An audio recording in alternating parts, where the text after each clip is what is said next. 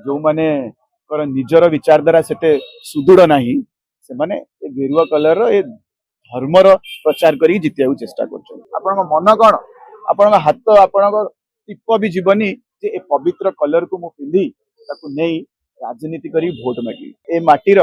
प्रधानमंत्री जाइकी शहीद कर ना कहीकि भोट मागी पाइले जो ए जगार प्रधानमंत्री जगन्नाथ नहीं कि मिछ कही पाइले मो तरफ कि मो दल तरफ आपण से रंग से पवित्र रंगर केबे दुरुपयोग हब केबे आपण पाइबे किंतु गोटे वर्ग ए समाज रो जो माने निजर विचारधारा से सुदृढ़ नहीं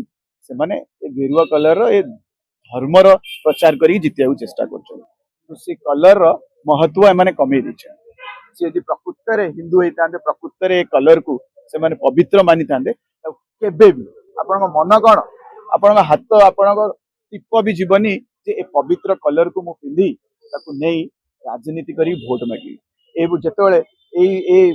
ए माटीर प्रधानमंत्री जाइकी शहीद कर ना कहीकि भोट मागी पाइले जो ए जगार प्रधानमंत्री जगन्नाथ नहीं कि मिछ कही पाइले